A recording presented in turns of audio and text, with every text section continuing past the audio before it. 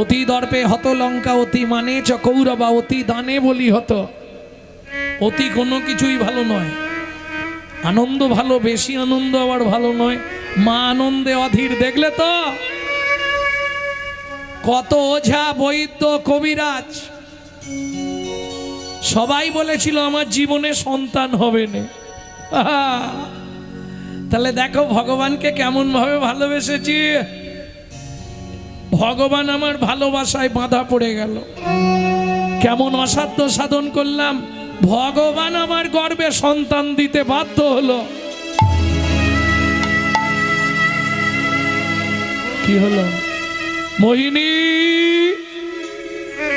দৈববাণী হলো। তোমার এত অহংকার, তোমার এত দর্প, শুনে রাখো। তুমি সন্তান প্রসব করবে, তুমি সন্তানের মা হবে, কিন্তু সন্তানের মুখ দর্শন তুমি করতে পারবে না।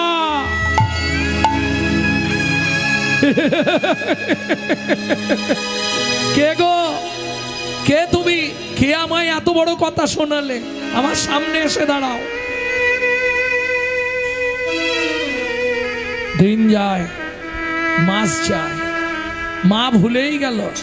কিংকুলেন বিশালেন গুণহীন স্ত্রীজনরা অকুলীন শাস্তজ্ঞ দৈব তৈরপি পূজ্যতে।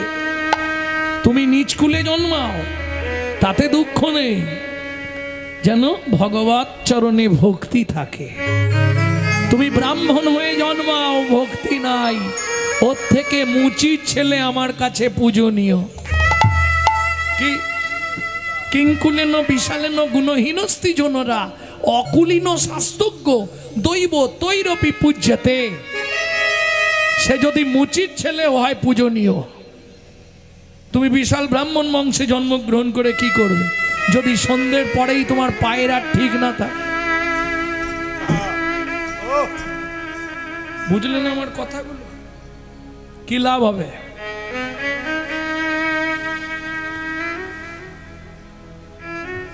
ভক্তমণ্ডলী, ভক্তিমতী মায়েরা, এইটা মাথায় রাখো। মা বলতে বলতে এমন জায়গায় পৌঁছে গেল, অহংকারের সীমা নেই। দৈববাণী হলো তুমি সন্তানের মা হবে, কিন্তু সন্তানের মুখ দর্শন তুমি করতে পারবে না। দিন যায়, মাস যায়, মা ভুলে গেছে, আর মনে নেই। সংসারে নেবে এলো এক দুঃখের পরিণতি। প্রচন্ড বৃষ্টি, 7 দিন ধরে বাড়িতে রান্নাই হচ্ছে না, পয়সা নেই। এলে হয়, না এলে না হয়। মরা পুরোলে তো পয়সা, না পুরোলে কোথা পাবে? এত বৃষ্টি, 7 দিনের দিন। আজকে শরীরটাও বড় খারাপ করেছে মোহিনী দেবী। স্বামী বাড়িতে আছে, বৃষ্টি হচ্ছে, চিন্তা কি আছে, যা হবে ও তার বুঝুক। সন্ধ্যা নেমে এলো, খবর এলো হিরু একটা মোড়া ঢুকেছে।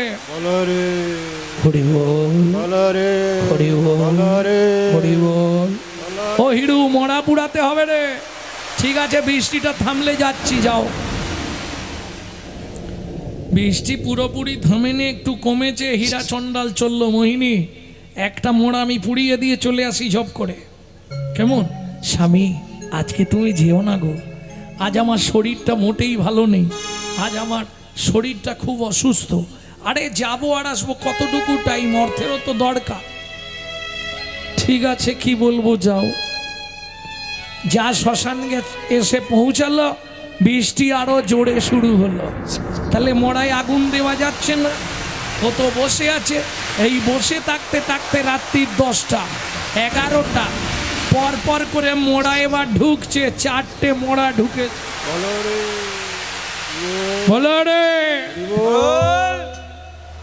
তবে আগেকার যে মোড়া পুরনো ছিল, একটু ভদ্রতা ছিল।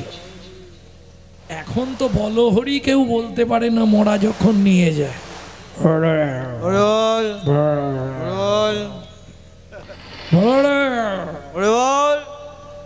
সে শালা মোড়া পুড়োতে যাচ্ছে না, সেই পূর্বে ভগবান জানে। কি হিন্দু ধর্মের কলঙ্ক এগুলো, জানেন? কালী পুজো করবে, কালী পুজো মাকে বিজয়া দিতে যাচ্ছে। মা কালী মাইকে জয় বলো কালী মাই। সেদিনকে রাত ফিরছি আর ওই রকম চলছে, গাড়িটা একবার বাঁধ একবার নাবি। আমার ছেলে বলছে বাপি কি দরকার, তুমি বলতে গেলে এক্ষুনি অশান্তি হবে। এটা হিন্দু জগতের কলঙ্ক, এরা এদের জন্য আজকে হিন্দু জগৎটা ধ্বংস হয়ে গেল।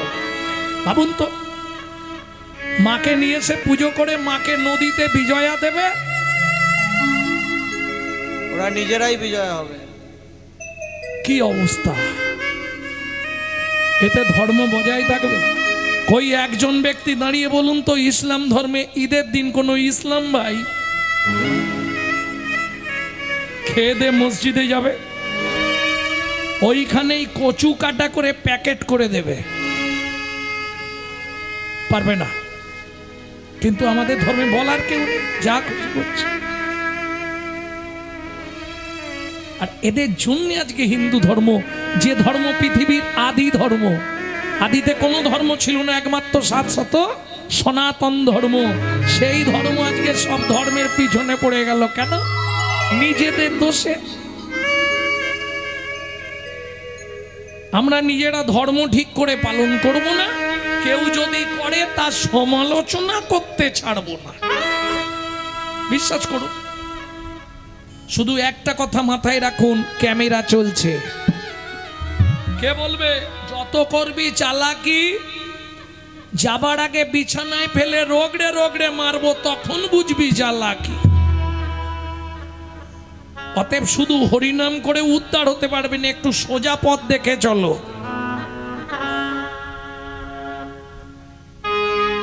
মুখে হরে কৃষ্ণ বল, সোজা পথে চল, নইলে বিপদ আছে সামনে।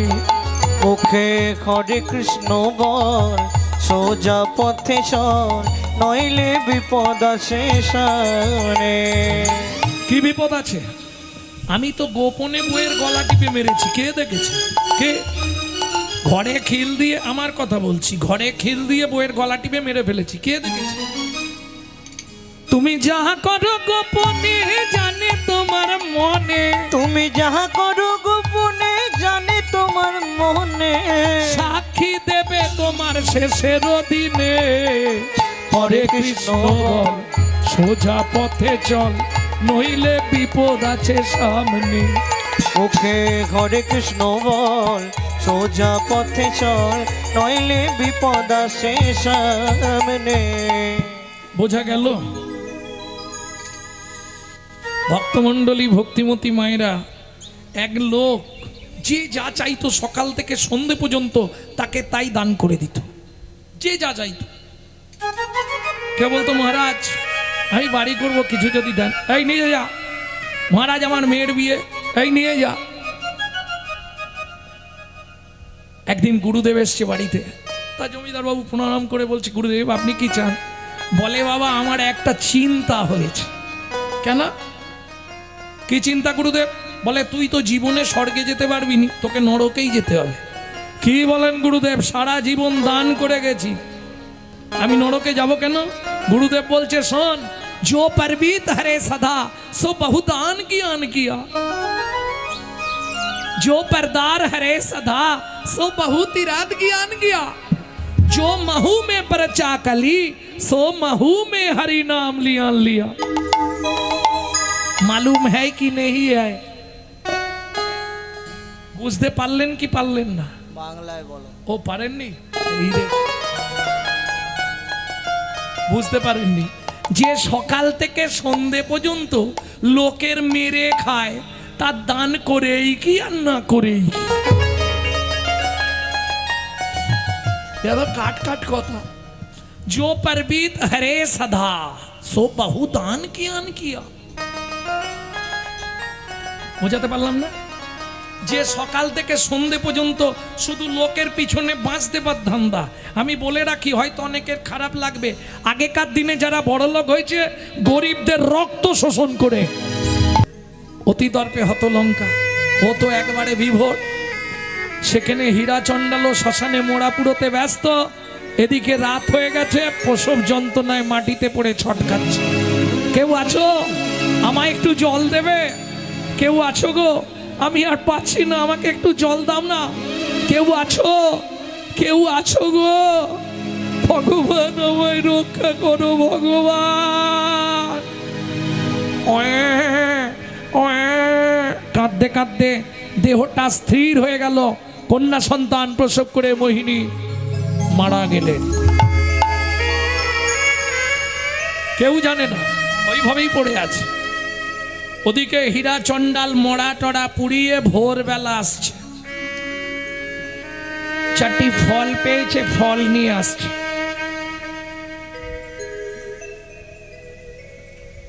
মোহিনী, ও মোহিনী, দরজা খোলো। মোহিনী, তখনকার দিনে আগরের দরজা, আগর চিনতেন তো? ওই যে বেকারিকে বিনুনি করে বোনা থাকতো, আগে ছিল, এর মধ্যেই মনে হয় ধান ঝাড়া হতো। আগর, ওই আগরের দরজা ছিল তখন। মোহিনী দরজা খোলো। ঠেলা দিয়ে দেখছে দরজা তো বন্ধ নেই, ভেতর থেকে খোলাই আছে। যেই ঠেলা দিয়েছে দূর থেকে দেখছে, হীরা চণ্ডালের মনে আনন্দের সীমা নেই। মোহিনী, দেখো দেখো দেখো, আমি বলেছিলাম তোমার মেয়ে হবে, তুমি বলেছিলে ছেলে হবে। ওই দেখো, পুটপুটে কন্যা সন্তান প্রসব করেছো মোহিনী। ও মোহিনী, ও যন্ত্রণার জ্বালায় অচৈতন্য হয়ে গেছে, চোখে মুখে জল দিচ্ছে হীরা চণ্ডাল। মোহিনী, এই দেখো কত সুন্দর পুটপুটে কন্যা সন্তান প্রসব করেছো, ও ঘুমিয়ে আছে। মোহিনী, মোহিনী হাতটা ধরে দেখছে। মোহিনী, মোহিনী, মোহিনী, জানি না কি এমন অপরাধ করেছি, যার লাগে তুমি এমন সাজা দিলে।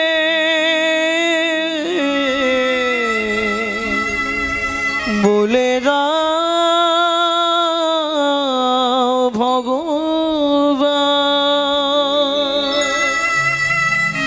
কোন জনমের অপরাধে আমি সব হারা হলাম। এই কি তোমার উপহার বলো, এই কি তোমার বিচার।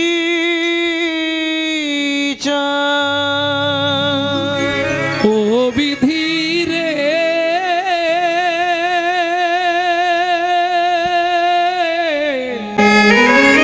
ও বিধি রে,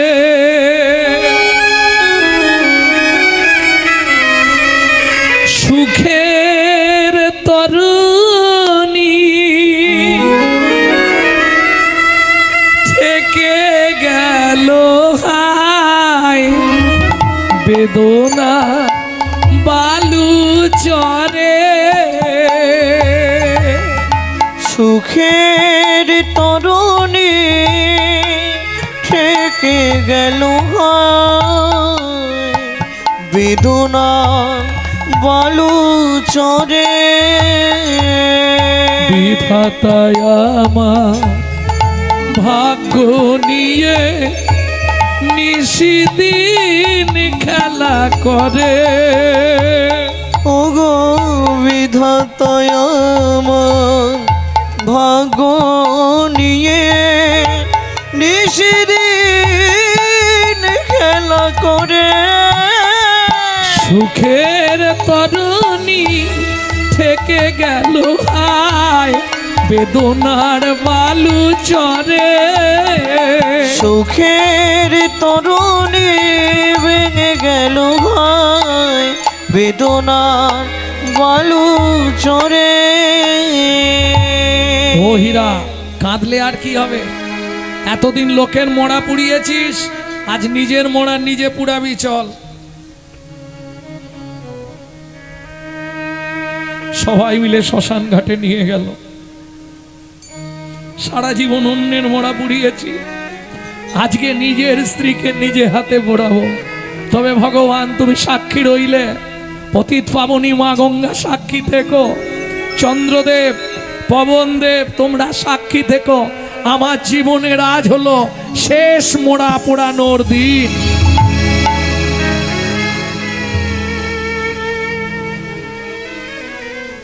স্ত্রীর অন্ত্যেষ্টিক্রিয়া শেষ করে হীরা চণ্ডাল বাড়িতে ফিরে এলো।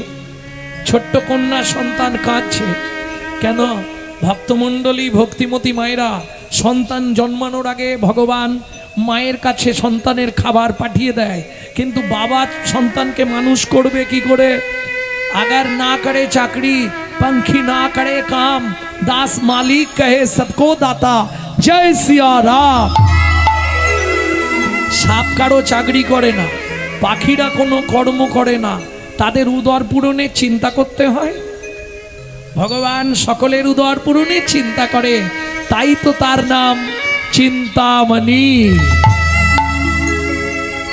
গৃহের বাইরে দেখলো হীরা চণ্ডাল, দুগ্ধবতী কামধেনু হাম্বা হাম্বা। হীরা চণ্ডাল বালতি পেতে দিল, দুগ্ধবতী কামধেনু বালতি ভর্তি করে দুধ দিয়ে গেল। একদিন নয়, প্রতিদিন আসে দুধ দিয়ে যায়, আর সেই দুধ খেয়ে ছোট্ট কন্যা সন্তান বড় হচ্ছে। আমার জীবনে আর কি রইল? আমার যা কিছু সব ওরি, সব ওরি, সব ওরি, সব ওরি। তাই মেয়ের নাম রাখলেন সবরি। সব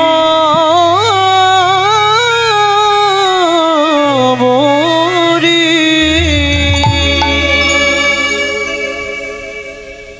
ভক্তমণ্ডলী ভক্তিমতী মায়েরা শিশু কলার ন্যায় বড় হচ্ছে সবরি। মাত্র 6 বছর বয়স।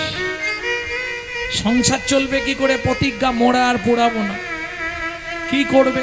ওই ভিক্ষা করে আনে, সংসার চালায়। কিন্তু তখনকার দিনে পাতা, শুকনো পাতার কুঠির, আর প্রত্যেকটা জঙ্গলে কুঠিরে জ্বলতো একটা করে প্রদীপ। আলো বলতে প্রদীপ। কিসে জ্বালাতো? জঙ্গলে মৌমাছিতে চাক তৈরি করত, মধুটা খেত, আর ওই চাকটা যেটাকে বলে মোম, ওই মোমটা দিয়ে সলতে লাগিয়ে প্রদীপ জ্বালিয়ে রাখতো সব সময় ঘরে। এটাই ছিল তখনকার বিধান, যে বিধানটা আজও প্রতিফলিত হচ্ছে। কোথায় কোথায় বলুন তো? 6 মাস বন্ধ থাকে মন্দির, 6 মাস পরে খুললেও কোথায়? কেদারনাথ। আজ ওই নিয়ম চলে আসছে, 6 মাস পরে খুলেও দেখে প্রদীপ ঠিক জ্বলছে। বরফে ঢাকা পড়ে গেছে প্রদীপ, কিন্তু এক জায়গা দিয়ে ঠিক জ্বলে আছে। এখনো যে অলৌকিক শক্তি পৃথিবীতে বর্তমান, এটা হিন্দু সনাতন ধর্মই প্রমাণ করে দিল। প্রদীপটা জেলে দিয়ে হীরা চণ্ডাল ভিক্ষার ঝুলি নিয়ে ভিক্ষায় চলে গেল। ছোট্ট মেয়ে সবরি দুধ খেয়ে ঘুমিয়ে গেছে।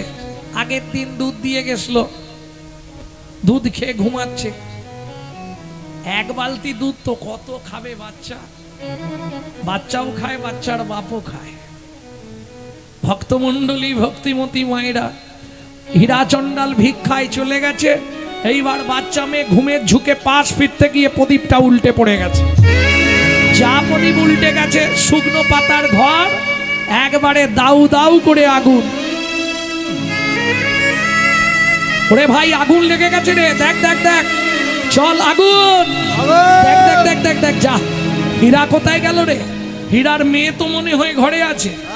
চল সবাই মিলে জল জল ঢাল, জল ঢাল। দেখ দেখ দেখ দেখ, শুকনো পাতার ঘর জল ঢেলে নিবে। হীরা চণ্ডাল চলে গেছে ভিক্ষায়, ঘরে ঘুমিয়ে আছে ছোট্ট সবরি। হইয়ে বললাম রাখে হরি, মারে কে? গাভী এসে গেছে দুধ দেবার জন্য। হাম্বা হাম্বা, দেখছে ঘরটা দাউ দাউ করে জ্বলছে, তো বাচ্চাটাকে খুঁজছে, পাচ্ছে না। দৌড়ে গিয়ে অগ্নি প্রজ্বলিত গৃহের মধ্যে প্রবেশ করে ওই কামধেনু মাথা দিয়ে ঠেলা দিয়ে জাগিয়ে তুলল শবরীকে। চিৎকার করে উঠল শবরী,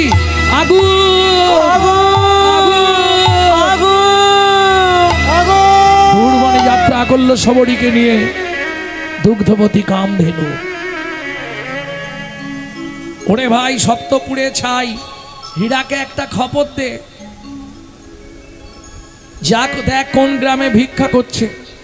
খুঁজে খুঁজে খুঁজে খুঁজে পাড়ার দু তিনজন লোক মিলে ছুটলেন দু তিন দিকে। একজন খুঁজে পেল ভিক্ষা, হীরা, হীরা কিরে ভিক্ষা হয়ে গেছে? দেখ সবে তো 5 ঘর নিয়ে গেছি, আর কটা ঘর তো মাগদে হবে, আর মাগদে হবে না, তাড়াতাড়ি চল। কার জন্যে মাগবি? আর কার জন্যে মাগবি? নিজের জন্যে, নিজেও তো কিছু খেয়ে বাঁচতে হবে বল ভাই। আরে তাড়াতাড়ি চল বলছি। কেন? তোর ঘরে আগুন লেগে গেছে। যেই বলেছে ঘরে আগুন লেগে গেছে, ও ভিক্ষার ঝুলিটা ফেলে দিয়ে ওর মাথায় একটাই, শবরী,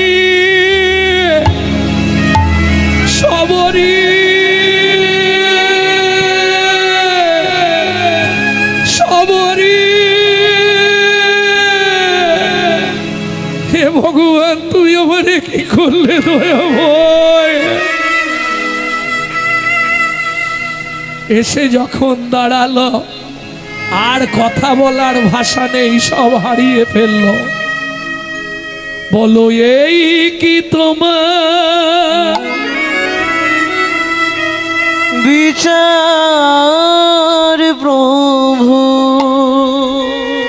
এই কি তোমার বিচার? বলো এই কি তোমার বিচার প্রভু? এই কি তোমার বিচার? কারে হাসাও, কারে কাঁদাও, লীলা চমৎকার। তুমি কারে হাসাও, কারে কাঁদাও, লীলা বুঝাবা। এই কি তোমার বিচার প্রভু? এই কি তোমার বিচার? বলো এই কি তোমার বিচার প্রভু? এই কি তোমার বিচার? কাউকে দিলে জমিদারি, কাউকে করলে দিন ভিখারি। কাউকে দিলে জমিদারি, কাউকে আবার দিন ভিখারি। কাউকে দিলে জমিদারি, কাউকে করলে দিন ভিখারি। কাউকে দিলে জমিদারি, কাউকে করলে দিন ভিখারি। দিয়ে সব কেড়ে নিলে কিছু নাই আর। বলো এই কি তোমার বিচার প্রভু? এই কি তোমার বিচার? বলো এই কি তোমার বিচার প্রভু? এই কি তোমার বিচার? হীরা, ঘরের মধ্যে ঢুকিস না, এখনো আগুন আছে। যে অবস্থায় কাঁথাটা চাপা দিয়ে রেখেছিল, ছোট্ট মেয়েটা ঘুমিয়েছিল, কাঁথাটা চাপা দেয়াই আছে, শুধু পুড়ে ছাই হয়ে গেছে। আর কত পরীক্ষা তুমি করবে? স্ত্রীকে কেড়ে নিলে, ঘরটা পুড়িয়ে ছাই করে দিলে, শেষে আমার একমাত্র কন্যা শবরীকেও তুমি কেড়ে নিলে দয়াময়।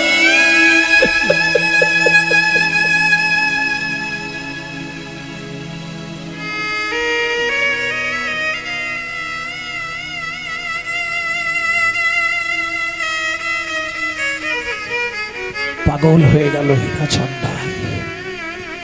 নিজের মাথার চুলগুলো নিজেই ছিঁড়ে ফেলে দেয়, নিজের গায়ের মধ্যে নখ দিয়ে নিজে চিড়ে রক্ত বের করে ফেলে। গোটা পঞ্চবটি বন তোলপাড় করে খোঁজে। কেউ দেখেছো আমার সবরীকে? ওমা সবরী রে, সবরী কোথায় গেলি রে মা? ওমা সবরী।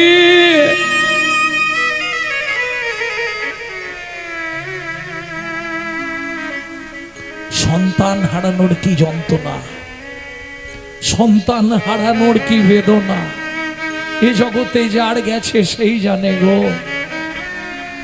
অন্যজন বুঝবে না।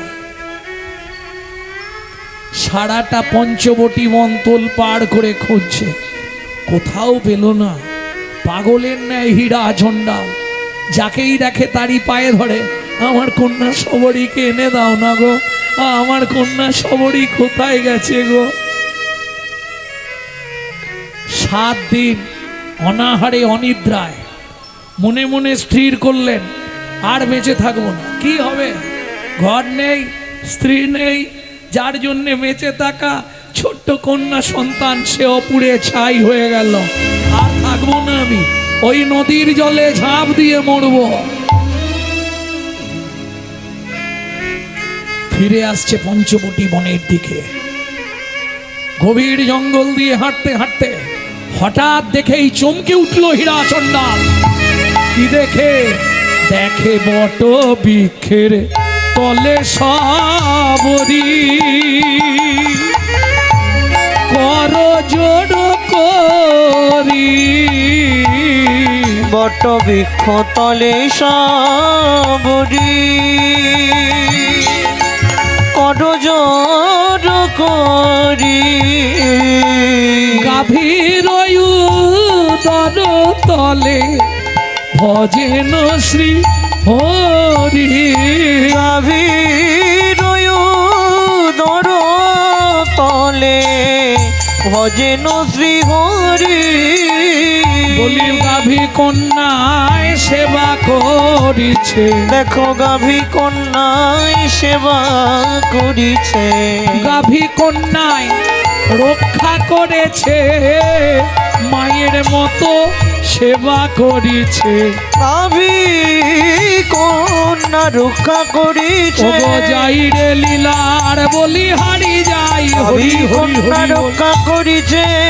লীলার বলি হারি গাভী কন্যা রক্ষা করিছে।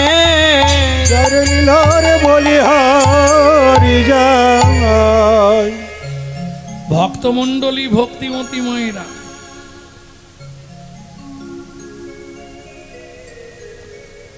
হীরা চণ্ডালকে দেখতে পেয়ে দুগ্ধবতী কামধেনু হাম্বা হাম্বা। হীরা চণ্ডাল যেই এগিয়ে গেল, সবরীকে হীরা চণ্ডালের হাতে সঁপে দিয়ে গাভী দূর বনে যাত্রা করল। আবার পঞ্চবটি বনে নতুন করে পাতার কুঠি রচনা করলেন হীরা চণ্ডাল। কিন্তু ওই যে বললাম, ভগবানের সহ্য হবে না। তুমি যখনই ভক্ত হয়ে যাবে তোমার বিপদ এবার বাড়তে রইল। কেন? দেখবেন যতদিন আপনি ভক্তির পথে নেই ভালোই চলছিলেন, হঠাৎ করে যখনই ভক্তির পথে আসবেন একের পর এক পরীক্ষা দিতে দিতে আপনি কেঁদে মরে যাবেন। তবে এটা আমার থেকে ভালো বুঝবে মাস্টারমশাইরা। কেন? মাস্টারমশাই সেই ছাত্রগুলোর খোঁজ বেশি নাই যারা পড়াশোনায় ভালো। গিয়েই বলবে হারে উমুক আসেনে। ঠিক যেদিন থেকে আপনার সংসারে দুর্ভিক্ষ শুরু হলো, দুঃখ শুরু হলো, যন্ত্রণা শুরু হলো, ততক্ষণে আপনি ভাববেন এতদিনে মাস্টারমশাই আমাকে লক্ষ্য দিল। ভগবানের লক্ষ্য পড়ে গেল, আপনাকে ঘষে মেজে পরিষ্কার করে নেবে, বারবার আপনাকে আর কষ্ট দেবে না। পুনরপি জননাং পুনরপি মরণাং পুনঃ পুনঃ জননী জঠরে শয়নম। গোবিন্দ পরিবারে আপনার চান্স হয়ে যাবে। ভক্তমণ্ডলী ভক্তিমতী মায়েরা, মাত্র 3 মাসের মধ্যে হীরা চণ্ডাল শেষ নিঃশ্বাস ত্যাগ করলেন। 7-8 বছরের মেয়ে সবরী কি করবে? বাবা তো মরে গেল, খাবে কি? খাবার পাওয়া যাবে, কারণ জীব দিয়েছেন যিনি, আহার দেবেন তিনি। কোথায় খাবার খুঁজতে যায় জানেন? পঞ্চবটি বনের শেষ প্রান্তে মতঙ্গ মুনির আশ্রম। ঠিক দুপুরের একটু আগে আশ্রমের পিছন দিকে চলে যায়। বাবাজিরা খেয়ে এঁটো পাতা ফেলে দেয়, পাতায় যে প্রসাদগুলো লেগে থাকে সেই প্রসাদগুলো কুড়িয়ে এক জায়গায় জড়ো করে সেই প্রসাদগুলো সেবা করে। ভক্তি এমনি পাওয়া যায়, করে পাওয়ার নাম কৃপা। কর্ম করো, কৃপা আমি করে রেখেছি। ওই প্রসাদগুলো কুড়িয়ে খায়, তাও বিবেক দংশন করতে লাগলো। কেন? প্রত্যেক দিন প্রসাদ কুড়িয়ে খেয়ে যাই, সাধুদের সেবা তো আমার করা হয়নি। কাল থেকে সাধুদের সেবা করব। কিছু না করে প্রসাদ পেলে অপরাধ হয়ে যাবে। কি করে?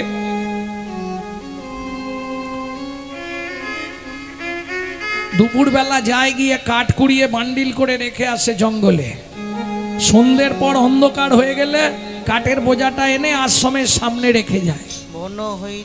বন হইতে শুষ্ক কাষ্ঠ বোঝা বান্ধি আনে, বন হইতে সুষ্ঠ কাষ্ঠ বোঝা বান্ধি আনে। আশ্রমে রাখয়ে রাতে কেহ নাহি জানে, আশ্রমে রাখয়ে রাত্রে কেহ নাহি জানে। কেউ তো জানে না, কেউ তো জানে না। ও ভাইয়া, কে ভাই এত কাষ্ঠ আনে, কেউ তো জানে না। কে বা এত কষ্ট আনে, কেউ তো জানে না। এই রামলাল, এদিকে আয়।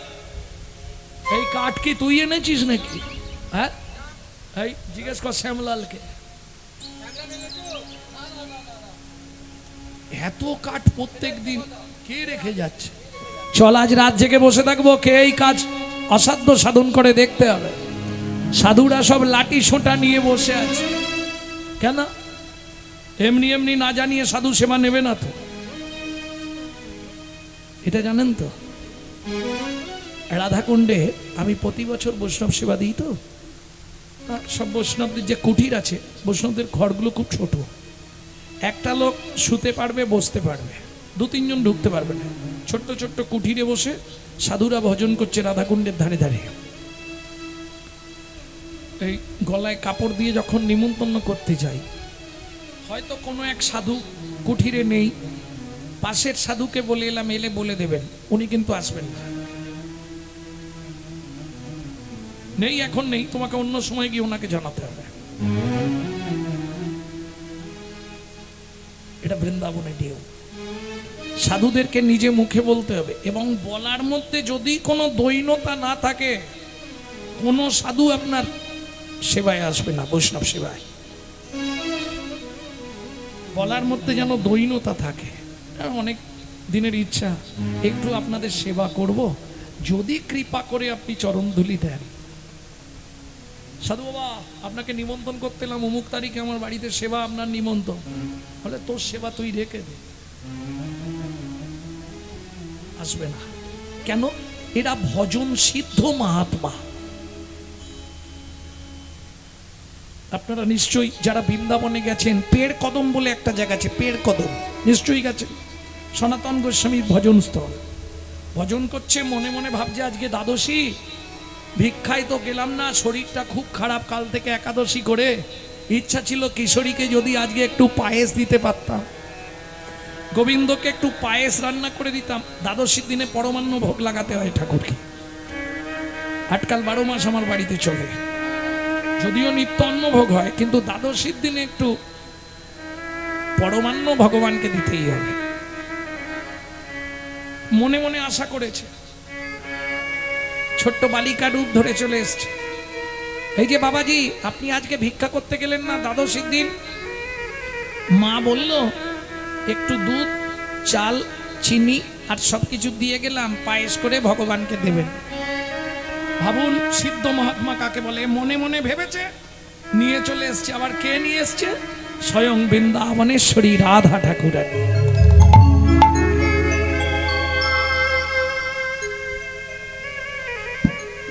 দুধটা তো পাত্রে ছিল, দুধটা যখন ঢাল ছিল, বাচ্চা মেয়েটার হাতে খানিকটা দুধ পড়ে গেছিল। সেবা করতে গিয়ে যখন ওই পরমান্ন ভোগটা লাগিয়েছে, দেখছে রাধারানীর হাতে সেই কাঁচা দুধটা লেগে আছে। আচ্ছা, আর খেয়ে পড়লো মন্দিরের ভেতর সনাতন গোস্বামী। রাধে, সামান্য মনে মনে ভেবেছিলাম গোবিন্দকে একটু পরমান্ন দেবো, আজকে আমার শরীর ভালো নয়, ভিক্ষায় বেরোতে পারিনি বলে তুমি নিজের ব্যবস্থা নিজেই করে নিলে, স্বয়ং রাধারানীকে দিয়ে আমাকে পাঠিয়ে দিলে।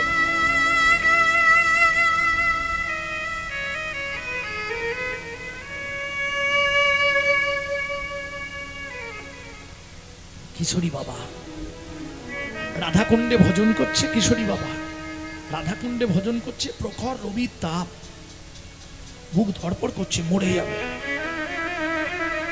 হঠাৎ কোথা থেকে একটা বাচ্চা মেয়ে ছাতা নিয়ে এসে দাঁড়িয়ে আছে পিছন দিকে। ও তো জানে না বিকেল হয়েছে, ও চোখ খুলেছে আর কাউকে দেখতে পায়নি। গুরুদেবকে প্রণাম করতে যেতে গুরুদেব বলছে, কিশোরী বাবা, অপরাধ করলি তুই, বৃন্দাবনে এসে এমন ভজন করবি যাতে রাধারানীর কষ্ট হয়, ও ভজনের প্রয়োজন নয়। কেন বাবা? তুই যখন ভজন করছিলি তোর বুকটা ধড়পড় করছিল। হ্যাঁ বাবা, প্রখর রবির তাপ ছিল তো, খুব কষ্ট হচ্ছিল। সেই সময় স্বয়ং রাধারানী তোর পিছন দিকে ছাতা খুলে দাঁড়িয়েছিল। এমন ভজন করবি তোর জন্য রাধারানী ছুটে যাবে, এটা উচিত নয়, ও ভজনের মূল্য নাই। সেদিন থেকে কিশোরী বাবা সন্ধ্যার পর সূর্যটা উঠলে রাধাকুণ্ডের তীরে ভজনে বসতো, আর সকালে সূর্য উঠলে ভজন ছাড়তো। এরা সিদ্ধ মহাত্মা, এদের বিন্দু কৃপা যদি আপনি পেয়ে যান, আপনার জনম ধন্য হয়ে গেল।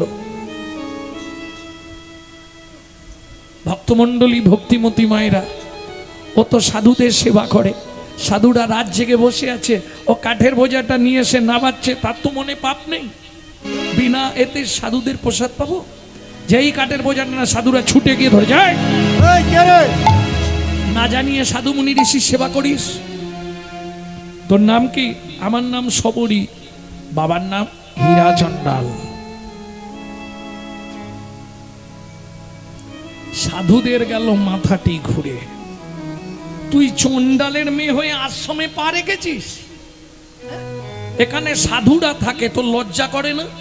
একটু বিবেক বাঁধলো না? সাধুদের সামনে এসে দাঁড়িয়েছিস, তুই চণ্ডালের মেয়ে, তোর গায়ের বাতাস লাগলে আমরা অপবিত্র হয়ে যাব।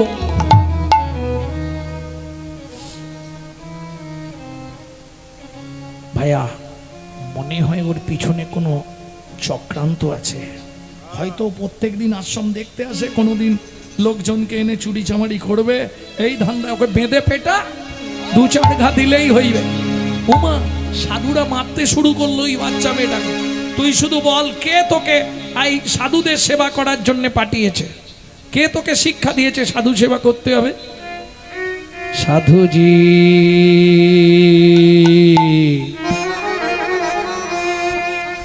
আমার মন শিখাইছে সেবার অঙ্গ, আমার মন শিখাইছে সেবার অঙ্গ। দেখবেন কোন সৎ উপদেশ মন আপনাকে দেয়। এই যে হঠাৎ করে কীর্তন, আগে থেকে ব্যবস্থা ছিল? এই তন্ময়, আগে থেকে বহুদিন আগে থেকে চিন্তা করেছিলে কীর্তন করাবো? হঠাৎ করে মনে জাগলো একটু কীর্তন করালে ভালো হয়, এই অনুষ্ঠান একটু করলে ভালো হয়। হঠাৎ করে মনে জাগলো দীক্ষা নিলে ভালো হয়।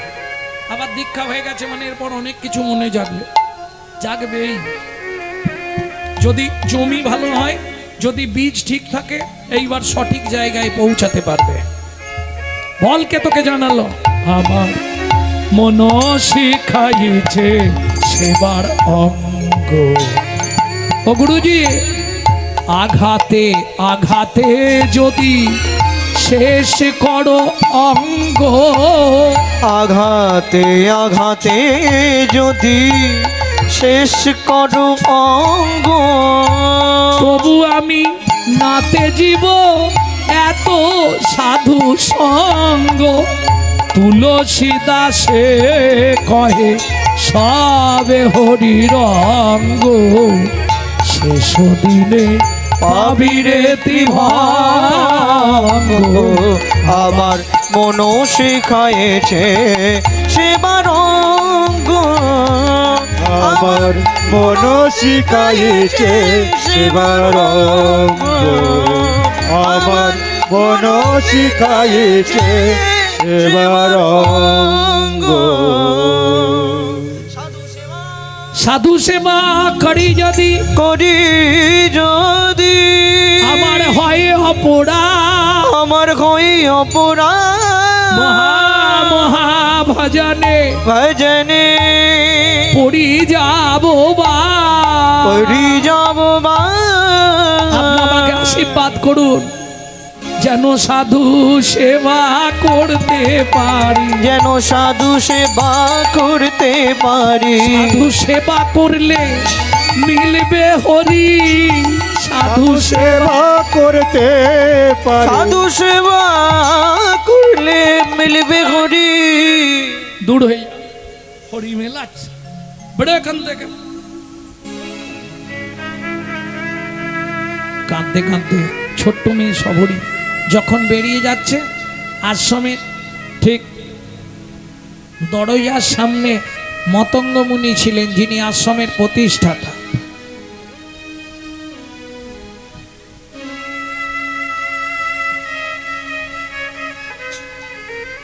সবরী মা, ওরা তোকে চিনতে পারেনি, আয় তুই আমার কাছে, আমি তোকে রাম মন্ত্রে দীক্ষা দেবো। সবরীকে রাম মন্ত্রে দীক্ষা দিয়ে বলছে, মারে যা কিছু খাবি যা কিছু পড়বি আগের ভাগ রামচন্দ্রের জন্য তুলে রাখবি, প্রভু একদিন না একদিন তোর কাছে যাবেই যাবে। সত্যি গুরুদেব? হ্যাঁ মা, সত্যি সত্যি সত্যি। সর্বদাই নিজের মনকে বলবি, মন ও মন সীতারামে ভজলে মনুয়া, सीताराम भजले मनुआ, सीताराम भजले मनुआ, सीताराम भजना मनुआ देखना, सीताराम भजना मनुआ देखना, संगे सारा जो बेकार खाना। सीताराम भजले मनुआ, सीताराम भजले मनुआ, सीताराम भजले मनुआ। माता की जो ভক্তমণ্ডলী ভক্তিমতী মায়েরা, ছেলে ইঞ্জিনিয়ার হোক, মাস্টার হোক, ডাক্তার হোক, একদিন তোমাকে সবাইকে ত্যাগ করেই যেতে হবে। কি ডাক এসে গেলে কিচ্ছু করতে পারবে না। কেন? মৃত্যুর আগের মুহূর্তে আলেকজান্ডার বলে গেছিল সেনাপতিকে ডেকে তিনটে কথা, আমি মরে গেলে আমার হাত কফিনে ভরবে না, হাত খোলা থাকবে। আর আমি মরে যাওয়ার পর 4 জন MBBS ডাক্তার আমাকে বয়ে নিয়ে যাবে। সবাই মরে গেলে খই ছড়িয়ে নিয়ে যাওয়া হয়, আমি মরে গেলে আমার যত ধনরত্ন আছে ছড়িয়ে নিয়ে যাবে। কেন? 3টে শিক্ষা তিনি জগৎকে দিয়ে গেলেন।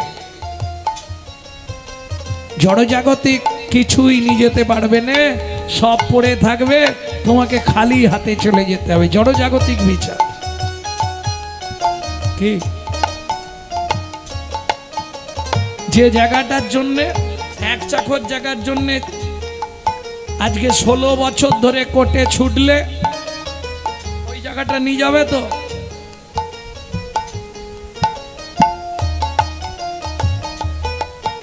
চারজন ডাক্তার আমাকে বয়ে নিয়ে যাবে। কেন? প্রমাণ করে দেবে ডাক্তাররা এত পড়াশোনা করে এত কিছু শিখেও আমাকে বাঁচাতে পারলো না। যেদিন সেখান থেকে ডাক এসে যাবে, পৃথিবীর কোনো ডাক্তার নেই তাকে রাখতে পারবে। সোনাদানা মণি মুক্তা এ রেখে কি হবে? আমি রেখে গেলে অন্য লোক ভোগ করবে, এগুলো ছড়িয়ে প্রমাণ করে দাও। কোটি কোটি টাকা থেকেও আমাকে কেউ বাঁচাতে পারবে না।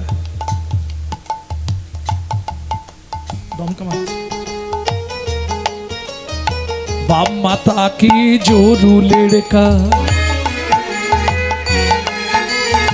बाप माता की जोरू लड़का, बाप माता की जो लड़का कभी नहीं तेरा अपना। बाप माता की जोड़ो लड़का कोई नहीं तेरा अपना। एक दिन दुनिया छोड़ के जाने होगा, दुनिया छोड़ के जाना होगा।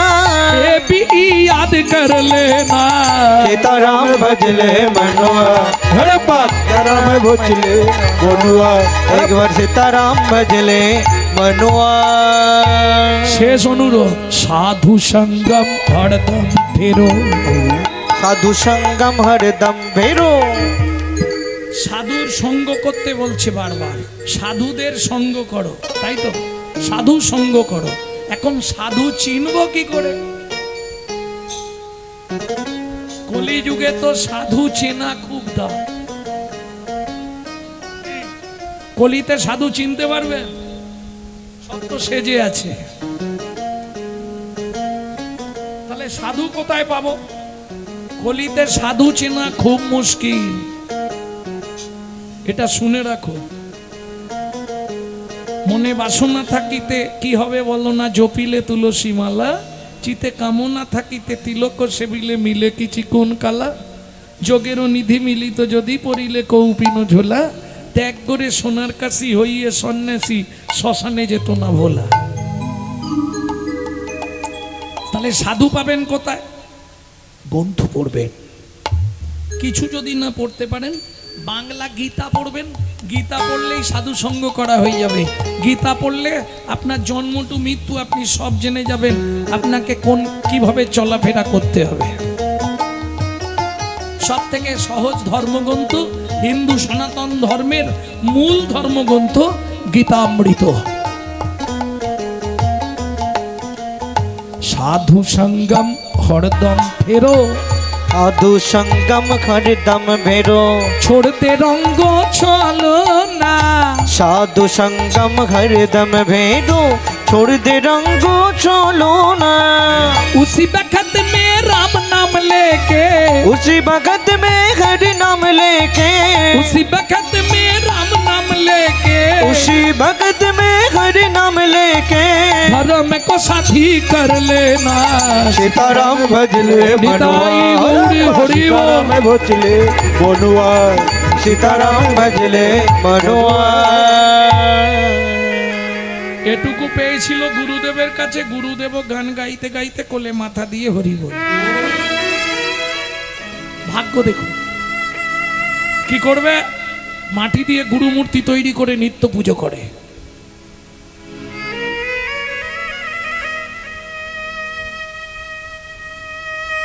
কিন্তু সাধু সেবা তো করতে হবে, নাহলে উদ্ধার হতে পারবো না। কি করে?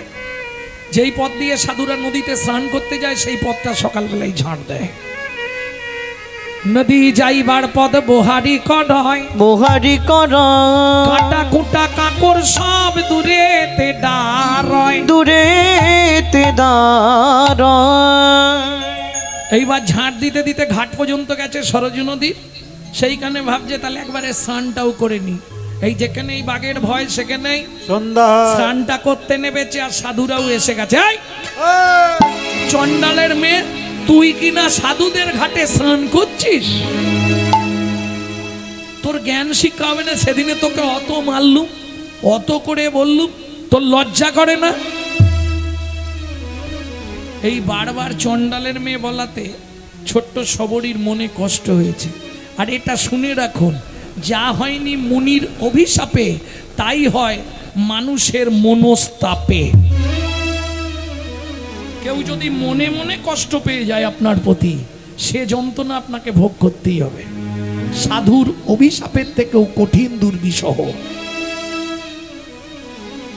সরজু নদীতে স্নানটা করে পূর্ব দিকে মুখ করে দাঁড়িয়ে সূর্যদেবকে প্রণাম করে সরজু নদীর জলটা তুলে বলে উঠল, হে সরজু নদ্দা, তুমি যদি সত্যবান পুরুষ হয়ে থাকো, সরজু হচ্ছে নদ, নদী নয়। সরজু নদ্দা, তুমি যদি সত্যবান পুরুষ হয়ে থাকো, তুমি এর বিচার করো। কি হলো? তৎক্ষণাৎ নদের জল রক্ত প্রায় হইল।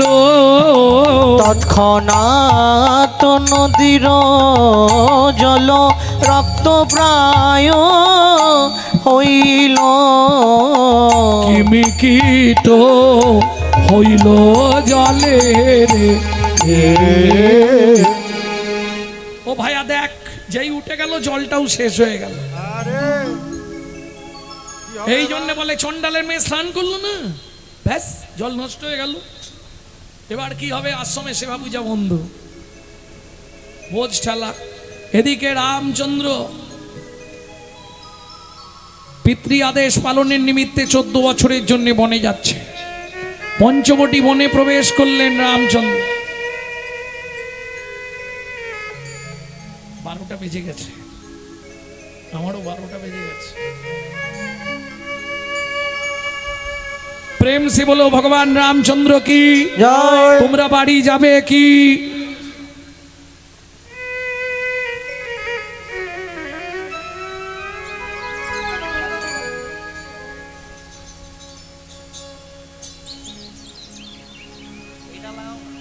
ভগবান রামচন্দ্র পঞ্চবটি বনে যাবে, এখন এসে দাঁড়িয়েছে শেষ প্রান্তে।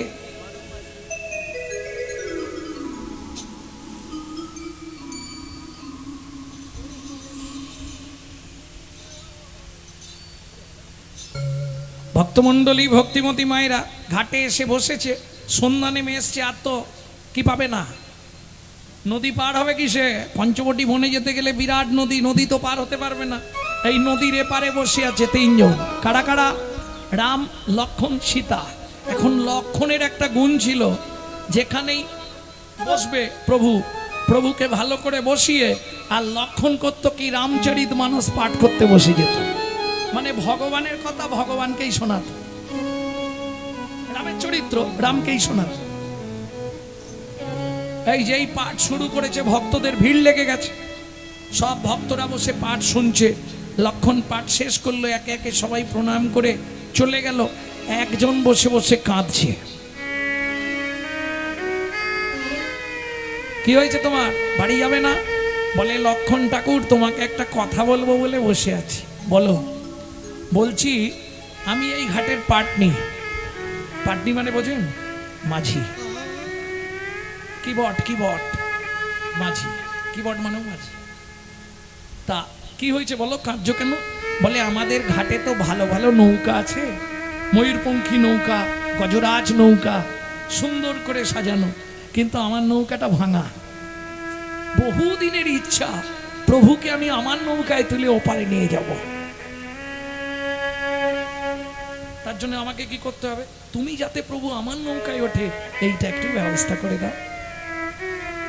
ঠিক আছে, কাল সকালে কোনো নৌকা থাকবে না, তুমি একাই থাকবে, আমি সবাইকে বলে দেবো। লক্ষ্মণ ঘাটে গিয়ে প্রচার করে দিয়েছে, কোনো নাবিক আসেনি।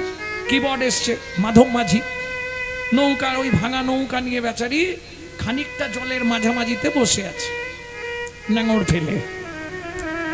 এইবার সকালে ভোরবেলা চলে এসছে মাধব মাঝি পার করবে বলে, প্রভুকে নৌকায় তুলব। এইবার ঘাটে গিয়ে রামচন্দ্র ডাকছে, মাঝি, ও মাঝি, মাঝি।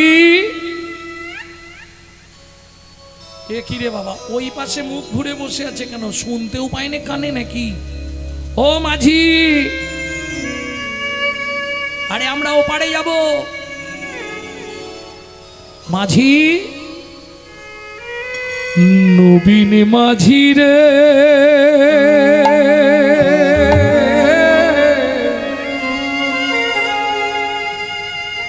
নবীন মাঝি রে,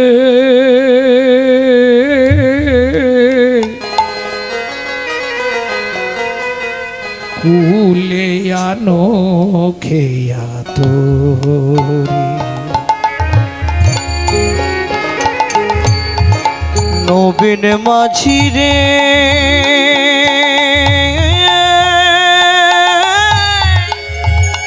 নবীন মাঝি রে,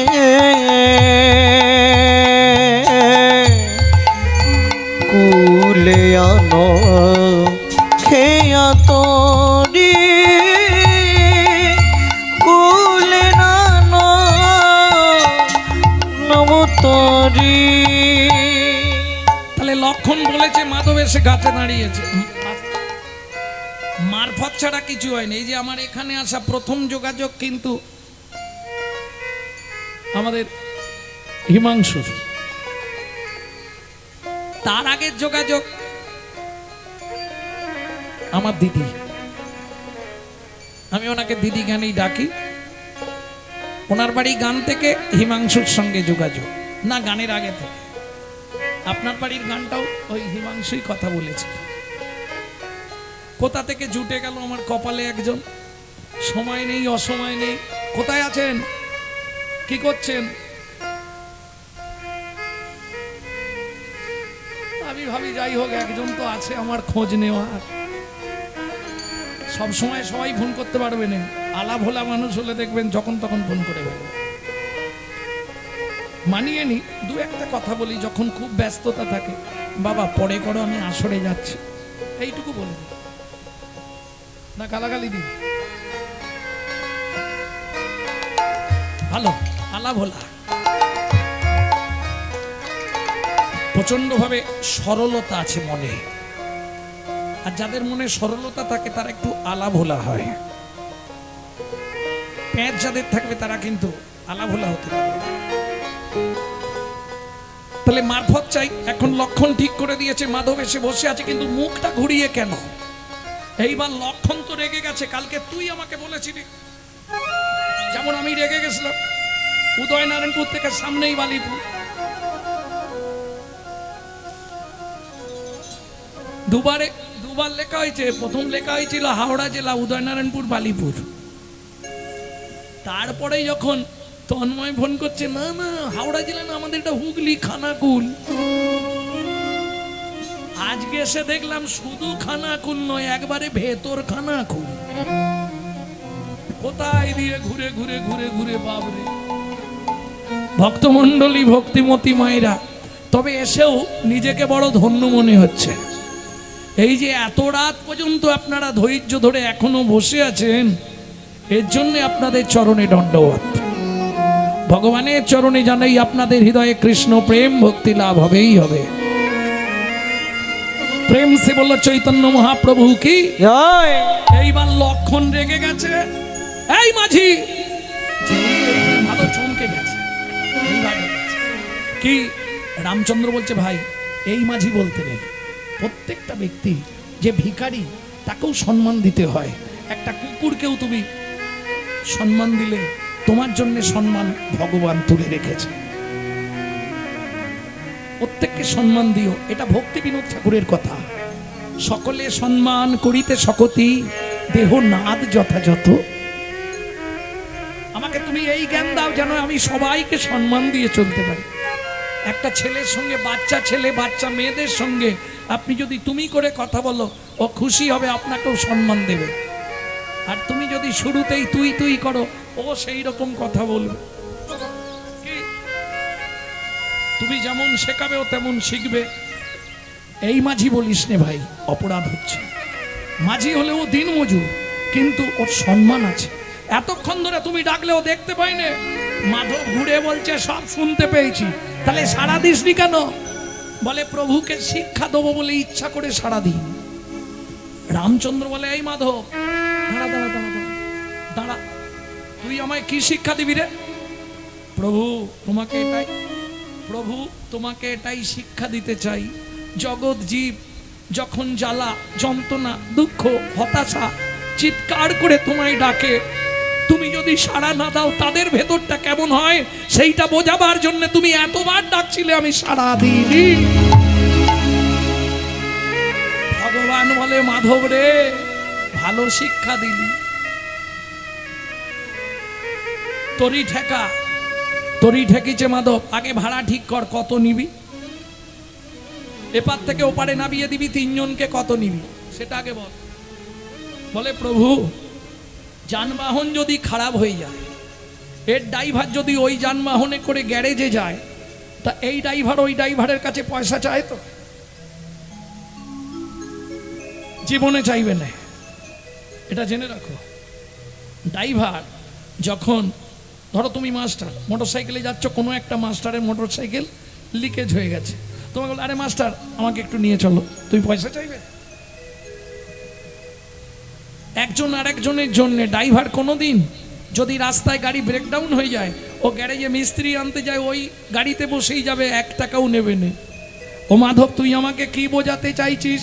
বলে ঠাকুর বুঝলে না, তুমিও মাঝি আমিও মাঝি, তুমিও মাঝি আমিও মাঝি, তুমিও মাঝি আমিও মাঝি, তুমিও মাঝি আমিও মাঝি, ভব সিন্ধু পার করে দিও, তুমিও মাঝি আমিও মাঝি, সেদিন ভব সিন্ধু পার করে দিও, তুমিও মাঝি আমিও মাঝি।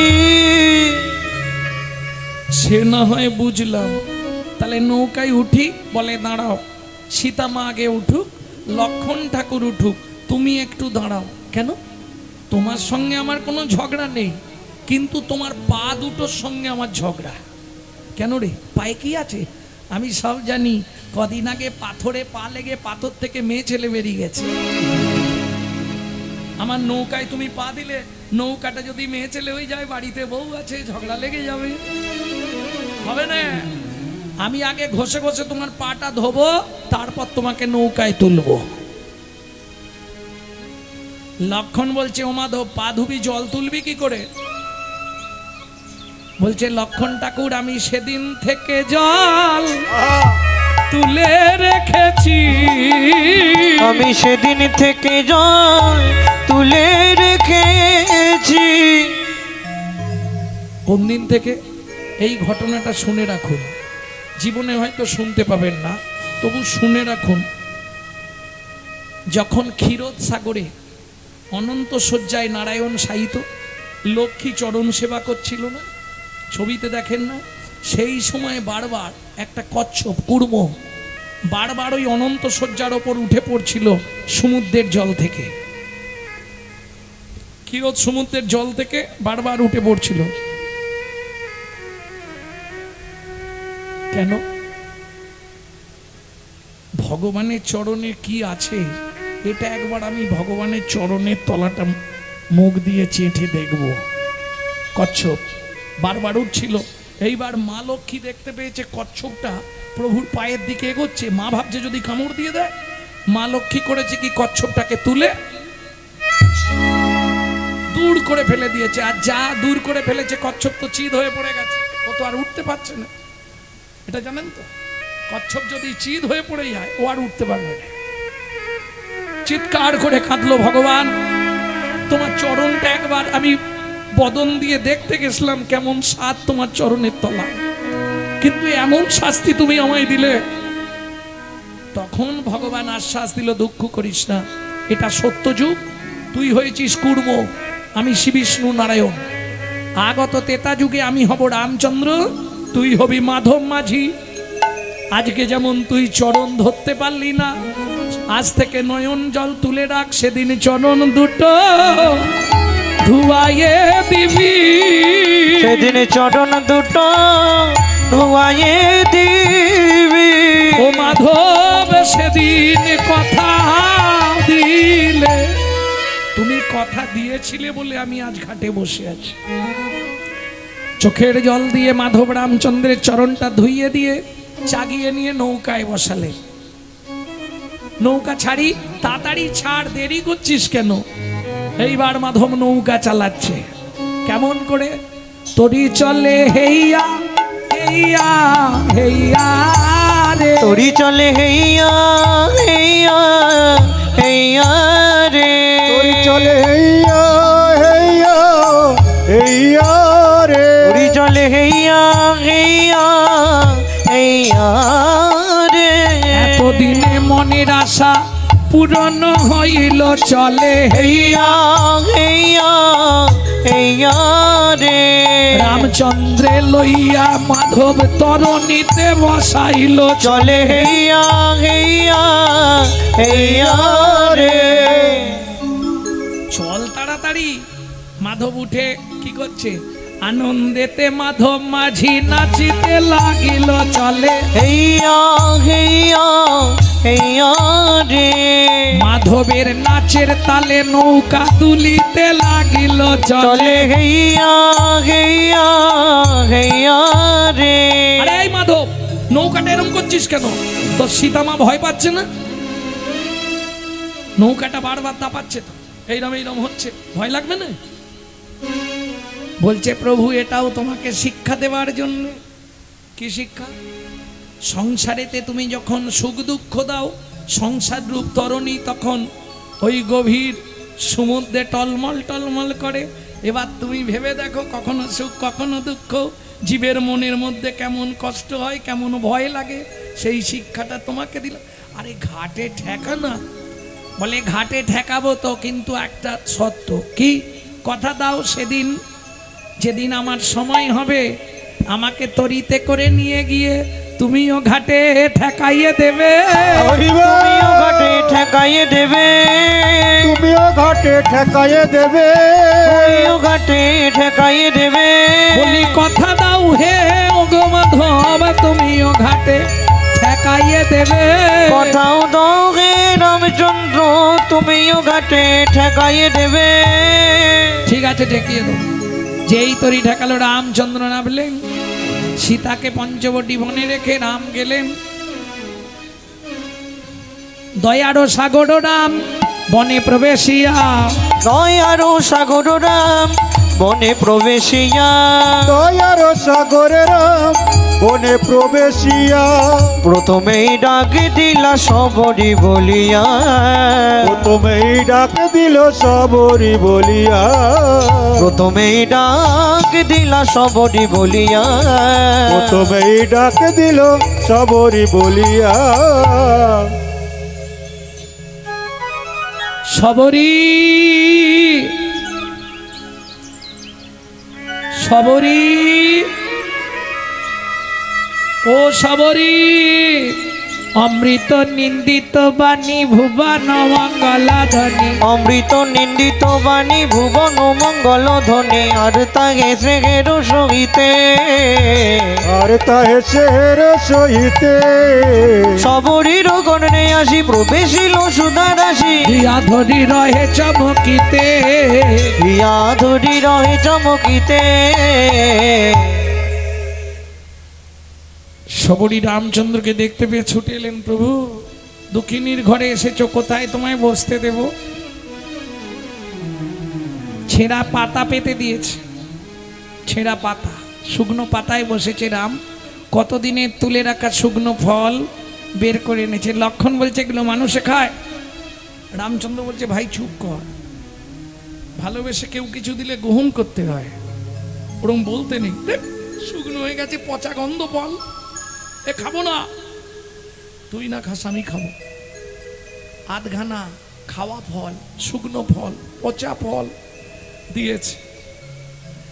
আজ আনন্দের সীমা নাই, আজ আনন্দের সীমা নাই, আজ আনন্দের সীমানা, আজ আনন্দের সীমানা, উচ্ছিষ্ট শুকনা ফল ভাঙামিত পাত্রে জল, উচ্ছিষ্ট শুকনো ফল ভাঙা মিত্র পাত্রে জল, পত্রাসন রচিল তথা, আজ আনন্দের সীমানায়, আজ আনন্দের সীমানা, আজ আনন্দের সীমানায়, আজ আনন্দের সীমানায়। যেই সবরী মা রামচন্দ্রের বদনে একটা ওই শুকনো পচা ফল তুলে দিতে যাবে, লক্ষণ হাতটা ধরে ফলটা কেড়ে নিয়ে ছুঁড়ে ফেলে দিল। কাঁদতে কাঁদতে সবরী মা বলে উঠলো, শোনো লক্ষণ ঠাকুর, এটা আমার অনুরাগে তোলা ছিল, গুরুদেবের আদেশে অনুরাগ ভরে তুলে রেখেছিলাম। চাখিতে চাখিতে যে এই ফল মিঠা লাগে, যতনে তুলিয়া রাখে অতি অনুরাগে, অনুরাগ ভরে তুলে রেখেছিলাম, সেই ফল তুমি নিন্দা করে ফেলে দিলে, একদিন ওই ফলের জন্যেই তোমার জীবন বাঁচবে। ফল গিয়ে পড়ল কোথায়? গন্ধ মাদন পর্বতে। ওই ফল থেকেই জন্ম নিল বিশল্য করণী। যা লক্ষণের শক্তি ছেলে বাঁচবার উপায় হয়েছিল। সেবা করে রামচন্দ্র বললে, সবরীমা চলো একবার সরযূর তীরে যাই। সরযূর তীরে গিয়ে রামচন্দ্র দেখলেন সব সাধুরা মাথায় হাত। কি ব্যাপার মুনিগণ, সব মাথায় হাত কেন? সরযূর জল এরকম হলো কি করে? কি বলবো প্রভু, সর্বাগ্যে চণ্ডালিনী যেদিন করেছিল স্নান, করেছিল স্নান, সেই দিন হতে জল হইল এমন। হইল প্রভু এমন। তুমি যখন এসেছো তুমি একটা কিছু উপায় করে দাও। বলে উপায় আছে, তোমরা কি মানতে পারবে? যদি মানতে পারো এক্ষুনি জলটা পরিষ্কার হয়ে যাবে। বলো প্রভু, আপনি যা বলবেন আমরা তাই করব। সত্যি করবে? করব। সাধু মুনি ঋষি যোগী মহাত্মারা রামচন্দ্রের সামনে হাত জোড় করে দাঁড়ালেন। রামচন্দ্র বললে, এই জল ফিরিয়ে আনার একটাই উপায়। কি? তোমরা ধরো গিয়া সবরীর পায়। তোমরা ধরো গিয়া সবরীর পায়। রামচন্দ্র কি প্রমাণ করতে চাইলেন? চণ্ডাল হবি মুনি শ্রেষ্ঠ, হরি ভক্তি পরায়ণা। হরি বল। চণ্ডালে চণ্ডাল নয় যদি হরি বলে, যদি হরি বলে। ব্রাহ্মণ চণ্ডাল হয় যদি অসৎ পথে চলে। যদি অসৎ পথে চলে।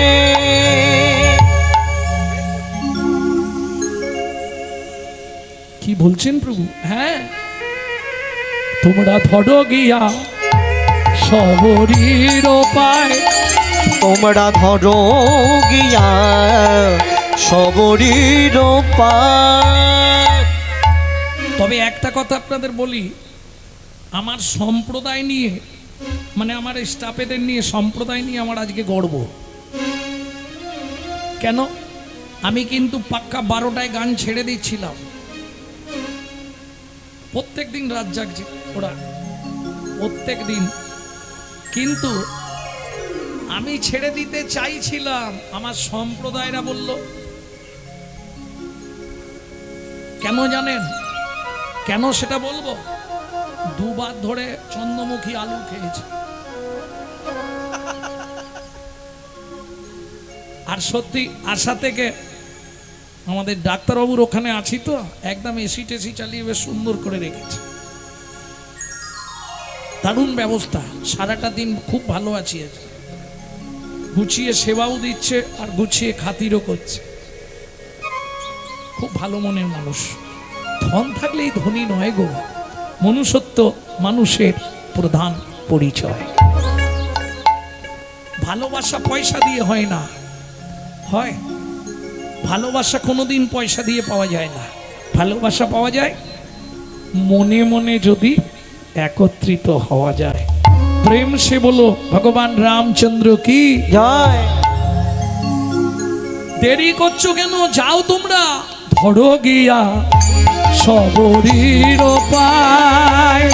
তোমরা ধরো গিয়া সবরীর পায়। চরণ পরশে জল হইবে নির্মল। চরণ পরশে জল হইবে নির্মল। প্রভু বাক্য কহনে না যায়।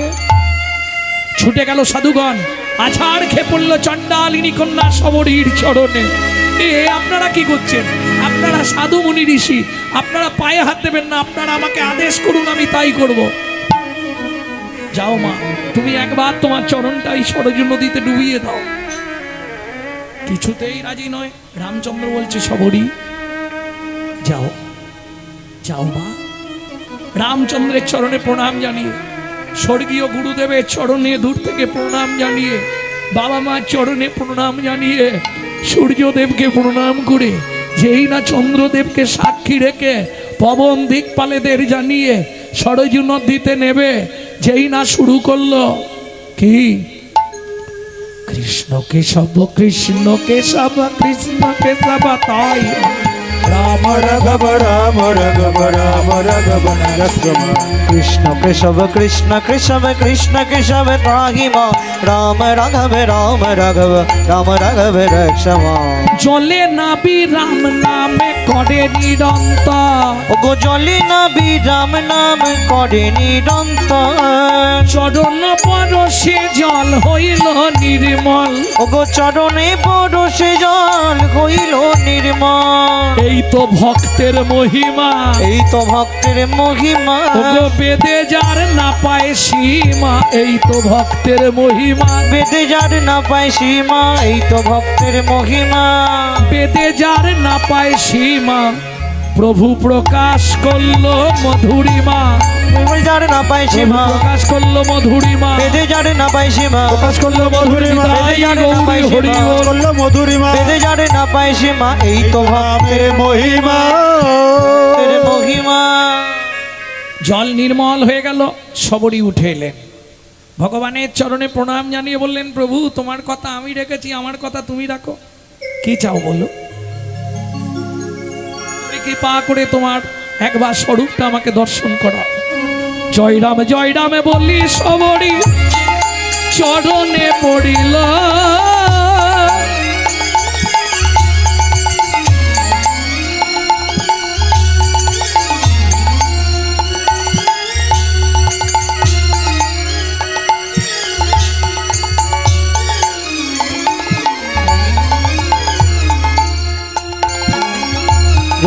জয় রাম বলি সবরি চরণে পড়িল প্রভু তাদের শিবই কুণ্ঠ ধামে পাঠাইল প্রভু তারে শ্রী বৈকুণ্ঠ ধামে পাঠাইল ভক্তগণ নিবেদন করলেন প্রভু আমরা একবার রাধা গোবিন্দের যুগল দেখতে চাই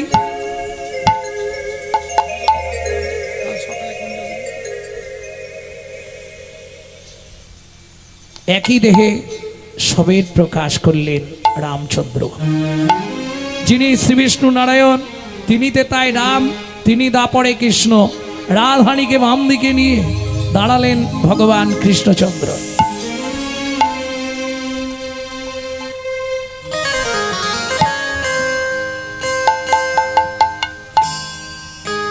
श्री राधा रमन रमणि मन मोहन वृंदावन बन देवा শ্রী রাধা রমন রমণী মন মোহন বৃন্দাবন মন দেবা অভিনব রাস রসিক বরনাগর অভিনব রাস রধিক নাগর অভিনব রস রসিক বরণা কর নাগরি গণপিত সেবা নাগরি গণপিত সেবা শ্রী রাধা রমন রমণী মন মোহন বৃন্দাবন মন দেবা श्री राधा रमन रमणि मनोहर वृंदावन बन देवा अभिनव रास रसिक नागर অভিনব রস রসিক বরণা কর অভিনব রাস রধিক নাগর অভিনব রস রসিক বরণা কর নাগরি গণপিত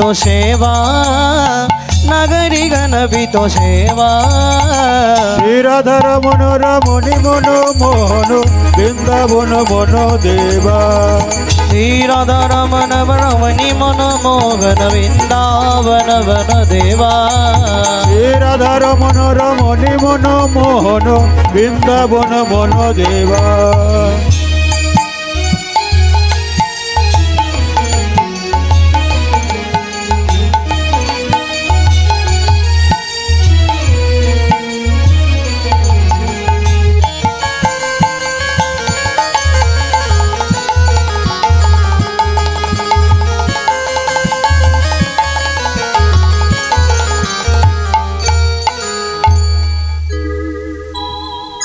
ভক্তমণ্ডলী ভক্তিমতী মায়েরা ভক্তের কথা রাখতে ভগবান কি করলেন তখন রাইবা মেলেই পুণ্য দাঁড়াইল শ্যাম রাইবা মেলেই পুনর